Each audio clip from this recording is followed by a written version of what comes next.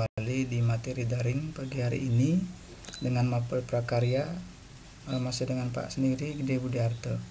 Bagaimana kabarnya? Pak harap baik-baik saja dan sehat tentunya. Materi pada pagi hari ini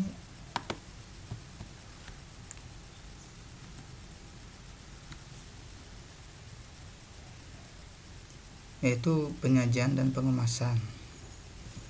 Adapun tambahan materi dari Bapak Menteri yang diinstruksikan yaitu tentang life skill di akhir materi penyajian dan pengemasan akan Bapak sampaikan. Ya, kompetensi dasar masih sama dengan minggu lalu.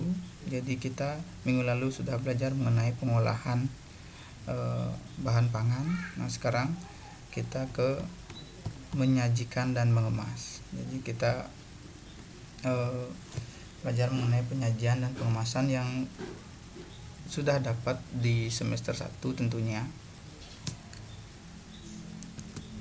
Beberapa hal yang perlu diperhatikan dalam menyajikan penampilan olahan pangan sebagai berikut. Jadi ada beberapa hal yang diperhatikan. Pertama, kombinasi warna, bentuk dan tekstur, rasa dan suhu, alat saji makanan, hiasan, garnish, penyajian, dan contoh pembuatan kemasan media online. Seperti yang pertama, kombinasi warna. Nah, bisa kalian baca di sini dari data saji, warna merupakan faktor penting yang harus diperhatikan.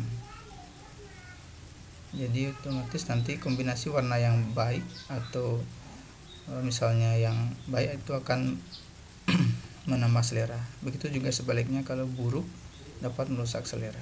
Seperti contoh di sini. Dan yang kedua, bentuk dan tekstur. Bentuk suatu hidangan dapat diciptakan dari pemotongan bahan pangan. Misalnya dipotong dadu, memanjang, dirajang, ya, halus, kemudian secara kasar atau halus dibentuk lonjong, bunga dan bintang atau bintang. Nah, itu bentuk.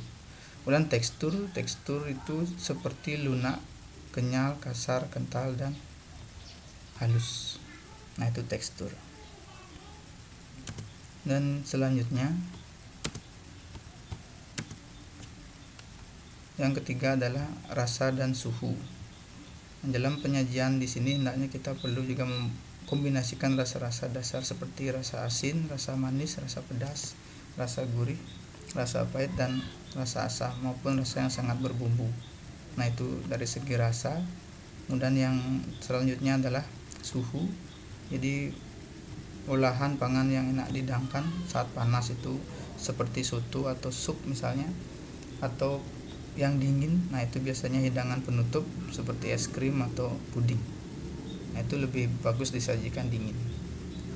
Selanjutnya alat saji makanan. Nah, di sini alat saji khas Indonesia sangatlah banyak. Jadi kita kenal di semester 1 itu ada alat saji tradisional dan yang modern. Tradisional misalnya wadah rotan dengan dilapisi daun pisang. Alat saji modern dapat berupa piring khusus untuk menu hidangan utama, sup maupun piring kecil untuk makanan penutup. Nah, seperti di gambar di sini ada dari rotan, kemudian ada daun pisang. Jadi ini termasuk yang tradisional. Selanjutnya hiasan atau garnish. Jadi hiasan atau garnish merupakan penunjang penampilan. Jadi dia penunjang penampilan pada olahan pangan yang dihidangkan. Hiasan ini dapat memberikan aksen warna yang menggugah selera. Jadi lebih menarik penampilannya. Seperti contoh pada gambar yang Pak tampilkan. Di sini garnish, di sini juga garnish. Bahan-bahannya bisa dari tomat, bisa dari sayuran. Seperti ini nasi kuning. Dan ini ada seperti Pikachu, ya. Nah, itu hiasan atau garnish. Kemudian selanjutnya penyajian. Dalam penyajian suatu hidangan pada piring hendaknya memperhatikan semua hal yang perlu ditampilkan seperti yang tadi. Jadi beberapa yang tadi. Kemudian jangan lupa atau hal yang terpenting di sini adalah kebersihan atau higienis suatu hidangan. Jadi kebersihan suatu hidangan itu juga perlu diperhatikan. Nah, dalam menyajikan suatu hidangan dengan menggunakan kemasan. Jadi bisa juga disajikan dengan menggunakan kemasan. Nah, itu materi kita pada pagi hari ini. Nah, selanjutnya contoh pembuatan kemasan kemasan yang pernah mungkin Pak sampaikan di kelas itu bisa dengan media online. Jadi kita cukup mengeditnya saja, sudah disediakan template-templatenya, yaitu kemassaja.com dan Ciptaloka.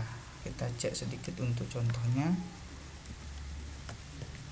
Misalkan di kemas saja. Nah, seperti ini.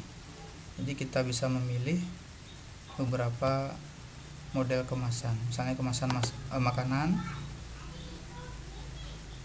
ada yang berupa kemasan plastik, ada yang box seperti ini.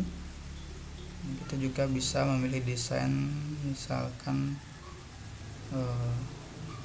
botol atau misalkan kopi cup. Nah, seperti ini. Jadi anak-anak bisa berkreasi di sini, kemassaja.com. Kita kembali ke materi.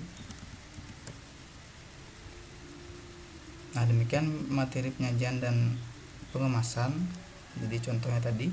Berikut tambahan materi kecakapan hidup atau life skill ya. Jadi kita tahu situasi saat ini, jadi kita berdiam di rumah. Nah, itu mungkin kita perlu tambahan pengetahuan sedikit. Mungkin kalian sudah banyak melihat referensi yang lain. Nah, life skill atau kecakapan hidup itu adalah kemampuan dan pengetahuan seseorang untuk berani menghadapi problema hidup dan kehidupan secara proaktif, mencari serta menemukan solusi sehingga akhirnya mampu mengatasi dengan kemampuan berinteraksi dan beradaptasi dengan orang lain. Keterampilan mengambil keputusan dan pemecahan masalah. Nah, contohnya di sini Pak akan sampaikan mengenai cara membuat disinfektan dan cara membuat hand sanitizer. Jadi kalian bisa kalau yang belum tahu bisa mencobanya. Jadi bahan-bahannya sangat sederhana, mungkin kalian ada di rumah. Misalnya untuk cara membuat disinfektan. Disinfektan di sini fungsinya untuk disemprotkan nanti pada permukaan peralatan yang sering disentuh minimum. Nah, ini 2 kali sehari. Ya, seperti misalnya keran, tombol siram toilet, gagang pintu, saklar lampu, remote TV, meja makan dan lain-lain. Jadi cara membuatnya cukup dengan bahan-bahan yang ada di gambar di sini. Ada Baiklin, ada Wipol, ada pembersih lantai ya. Jadi di sini ada komposisinya 1 liter itu untuk 2 sendok Baiklin, 2 sendok Wipol atau karbol wangi, atau 4 sendok pembersih lantai itu untuk pembersih lantainya. Jadi 2 sendok Baiklin, 2 sendok Wipol dan 4 sendok pembersih lantai. Itu dicampur menjadi satu sehingga menjadi disinfektan. Kemudian yang kedua, cara membuat hand sanitizer. Nah, ini fungsinya untuk membersihkan tangan. Jadi alternatif jika kalian buru-buru atau tidak bisa menggunakan sabun. Jadi bahan-bahan ini setengah cangkir alkohol. Nah, ini yang mungkin sulit ditemukan saat ini. Atau sepertiga cangkir alkohol, kemudian sepertiga cangkir aloe vera dan 8-10 tetes baby oil. Nah, semua bahan dicampur lalu dimasukkan ke dalam botol. Kocok hingga semua bahan menyatu. Hand sanitizer-nya siap untuk digunakan. Jadi ini dipastikan dalam pengawasan orang tua ya. Orang tua atau informasikan juga kepada orang yang lebih tua. Nah, ini tidak harus dibuat. Jadi ini bukan tugas, tapi ini hanya pengetahuan yang Pak tambahkan pada mapel prakarya sesuai dengan arahan dari Menteri Pendidikan yaitu Pak Nadiem. Jadi kita harus menambahkan materi mengenai kecakapan hidup atau yang lebih kerennya yaitu life skill. Ya, mungkin demikian yang dapat Bapak sampaikan untuk pagi hari ini. Seperti biasa setelah materi ini Pak akan berikan kuis. Silahkan di bawah video kalian bisa klik kuisnya. Kuisnya Pak gabung untuk yang minggu lalu dan Pak tambahkan untuk materi hari ini. Ya. Nah, sekian materi kelas 8 pada pagi hari ini. Mudah-mudahan bermanfaat untuk kalian semua. Tetap di rumah dan jaga kondisi. Pak akhiri dengan Brahma Santi. Om Santi Santi Santi.